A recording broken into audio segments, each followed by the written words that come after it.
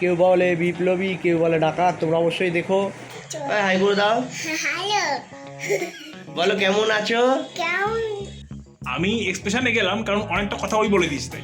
এটাই হচ্ছে লজিক, এটাই হচ্ছে ম্যাজিক। ঠিক আছে। তো গাইস কিছুদিন আগে আমি তারাপীঠ গেছিলাম। Hello everyone, Manish here. Welcome back to my new blog. Good morning তোমাদের সকলকে। তোমরা সবাই কেমন আছো? আশা করি সবাই ভালো আছো। আর গতকালকে বৃষ্টি হওয়ার কারণে ওয়েদারটা বিশাল ঠান্ডা ঠান্ডা ছিল, প্লাস হাওয়াও দিচ্ছিল। ওই জন্য একটু ঘুমটা একটু জোরদার হয়ে গেছে। আমি ওই জন্য একটুখানি এখনও ঘুমের মোডে আছি, এখন অ্যাক্টিভ মোডে আসতে পারছি না। কিন্তু এঁকে রাখো, এ পুরো একদম ফুল এনার্জি, তাই তো? মামা, কি হলো? ও কেটে গেছে, এত লাফালাফি হুড়োহুড়ি করে আর কি বলবো।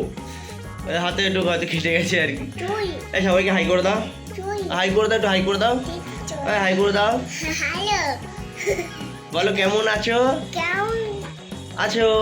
এটা দেখ নিজের মুডেই ব্যস্ত এখন। মামা থাক। যাই হোক, চলো আজকে দিনটা শুরু করা যাক।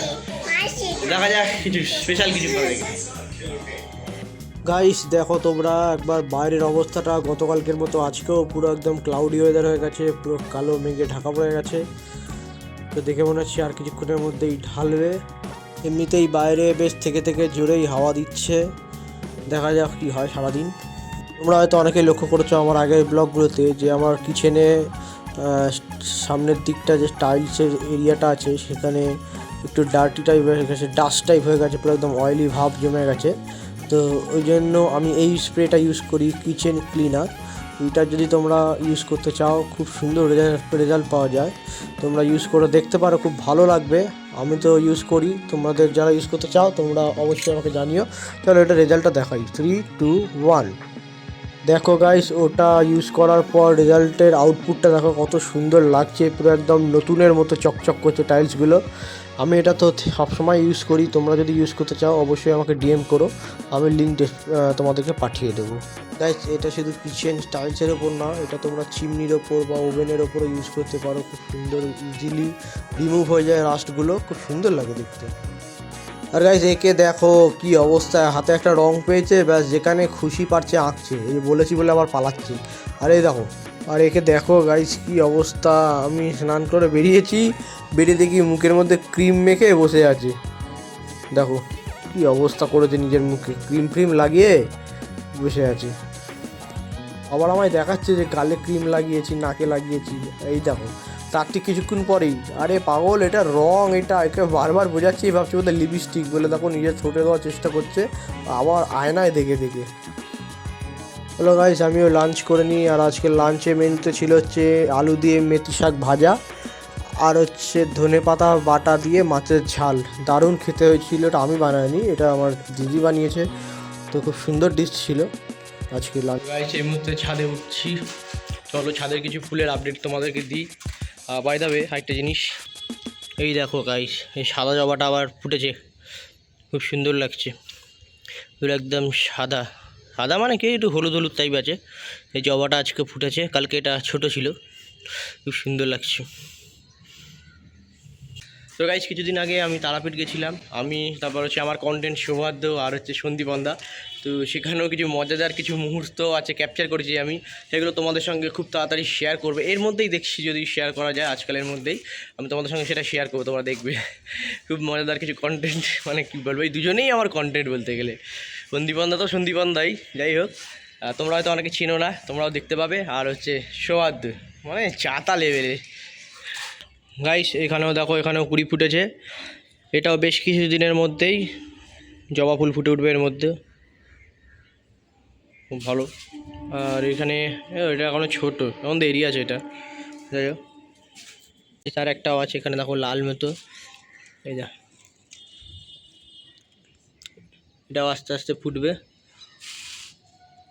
গাইস আমি দুপুরে একটু কাজে বেরিয়েছি, হঠাৎ আমার রাস্তার মধ্যে চোখে পড়লো পাশের পাড়ায়, দেখো গাইস জাস্ট আমগুলো দেখো, গাছে অলরেডি ঝুলতে শুরু করে দিয়েছে সপরিবার নিয়ে। আর মাত্র কিছু দিনের অপেক্ষা, তারপরই সব বড় হয়ে গিয়ে, আর তো কালবৈশাখী তো আছেই, ব্যাস সঙ্গে সঙ্গে তখন ঝড়ের টাইমে নিচে পড়বে, আর যে পারবে নিয়ে পালিয়ে যাবে। গাইস একবার আমগুলো দেখো, গাছটা পুরো ভর্তি হয়ে গেছে। তো গাইস তারপর সন্ধে নামার সাথে সাথে আমরা বেরিয়ে পড়েছিলাম একটু পেট পুজো করার জন্য। তো সেখানে আমি ব্লগ করছিলাম আর ওই বন্ধুটা লজ্জা পাচ্ছিল, বলছিল তাকে যেন ক্যামেরায় না নিই। তো যাই হোক, এনিওয়ে তো আমি তো এনজয় করছিলাম দারুণ। তো দেখো গাইস, আমি চলে এসেছি সৌহার্দ্যর বাড়িতে। এই যে আসতে না আসতে আমাকে ধরিয়ে দিয়েছে।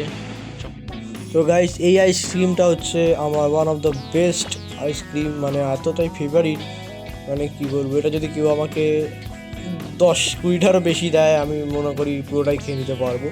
তো এনিওয়ে গাইস আমিও পিল নিচ্ছিলাম, খুব সুন্দর লাগছিল খেতে। আমাদের কন্টেন্ট চলে এসছে, কন্টেন্ট। এই কি হলো? তোকে অডিয়েন্স খুঁজছিল, এসে ডাকু এতক্ষণ কি বলবো আর, জেলে ছিল ওই জন্য এরকম ড্রেস পরেছিল। এই যে কয়েদি জেল থেকে পালিয়ে এসছে।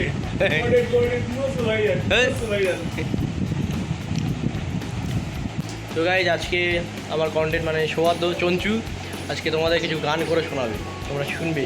ও খুব বিশাল ট্যালেন্টেড পারসন, ঠিক আছে? তোমাকে একদিন অন্যদিনকে পুরো ব্লগে ওর গান শোনাবো। ওর যে প্রতিভা আছে, ট্যালেন্ট, এটা তোমাদের কাছে দেখাবো। গাইস এই যে ওখানে শুয়ে আছি, আর মাথার পাশে আছে, ঠিক আছে কি বই, জিদ্দা। এই জিদ্দার বই আসছে, এই বইটাই কেউ বলে বিপ্লবী, কেউ বলে ডাকাত। তোমরা অবশ্যই দেখো, খুব শীঘ্রই টিজার বেরোতে চলেছে, যেটা আমি আজকে দেখছিলাম। এই বইটা আমার খুব ফেভারিট, আমি কিছু আগে পড়ছিলাম, খুব ভালো লাগছিলো। তো তোমরা অবশ্যই যারা পড়েছো নিশ্চয়ই জানো, এবং যদি পারো হলে গিয়ে ওই সিনেমাটা দেখবে, জিদ্দার আসছে খুব শীঘ্রই, ভালো লাগবে। আর এই মুহূর্তে সৌহার্দ্য কিছুক্ষণ আগে মনে হয় রামায়ণ বা মহাভারত কিছু পড়ছিল, ওই জন্য এখন পুরো মাইথোলজি নিয়ে পুরো একদম যা দিচ্ছে গরম গরম, মানে আমি আর হজম করতে পারছি না, ওই জন্য শুয়ে পড়েছি, বুঝলে কি বলবো আর। দেখো শোনো, জোরে বল। এই যুদ্ধ, এই যুদ্ধে কিন্তু শুধুমাত্র গায়ের বড় শক্তি দিয়ে হয় না, অনেক সময় বুদ্ধির শক্তিও লাগে, সেটাই ওকে বলছিলাম। চক্র মানে কিরকম একটু ডেফিনেশন দাও, কি চক্র? তো চক্র মানে কিছুই না, মানে ব্যাপারটা হচ্ছে তোমার কৌশলটা কি, what is your strategy of winning. কারণ ইতিহাস সেই লেখায় যে যেতে, কীভাবে যেতে কেউ জানতে চায়। ও কি ডায়লগ দিচ্ছে, মানে ইতিহাস সেই লেগে যে যেতে, আর যে হারে সে কি, সে ব্যর্থতার কথা লেখে। যে হারে সে বইটা পড়ে, লেখাটাই পড়ে না, যে হারে সে বইটা পড়ে না, এবার তার বংশ পরম্পরায় সে যে জন্মায় সে শিক্ষাটা নেয় আর কীভাবে হারলো আর কি। এই হচ্ছে গল্প আর কি, বোঝাচ্ছিলাম। এই নিয়ে বিশদ আলোচনা হবে কোনোদিন কোনো ভিডিওতে, আমি বসবো ওর সঙ্গে। আজকে আমার চঞ্চুদা মানে আমার কন্টেন্ট ভালোই ফর্মে আছে, যা দেখছি গরম গরম তখন থেকে কন্টেন্ট চলেই যাচ্ছে, থামছে আর না। তো বাই দ্য ওয়ে ও কিন্তু খুব ভালো গিটারিস্ট আর হচ্ছে হারমোনিয়াম বাজায়, সেটা তোমাদেরকে একদিনকে আমি শোনাবো, না বাজাতে পারলেও ওকে বাজাবো। সেটা বড় কথা না, বড় কথা হচ্ছে আমি তোমাদেরকে ব্লগটা দেখাবো। উই আর নট বসুর, উই আর শুর। শুর দেখাবো, হয়ে গেছে, তার কিনে গেছে।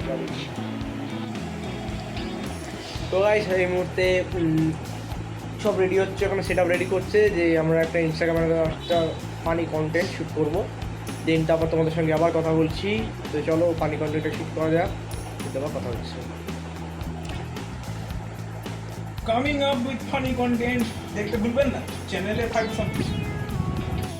তো গাইস যখন আমরা কন্টেন্ট শ্যুট করি তখন আমরা সমস্ত রকমের এয়ার বা মিউজিক রিলেটেড জিনিস সব কিছুই সাইলেন্ট করে দিয়ে একেবারে, যে দেখো ফ্যানটা বন্ধ ছিল ওই জন্য পুরো একদম গরমে অবস্থা খারাপ হয়ে যাচ্ছিলো, কিন্তু যাই হোক তবুও তোমাদের জন্য কন্টেন্ট তো করতেই হবে। সো গাইস এই ছিল আজকে ব্লগটা কেমন লাগলো তোমরা অবশ্যই জানিও, ভালো লাগলে please do like, comment, share and subscribe also our channel Manish anyway and also দেবা দ্য ব্লগ ম্যান।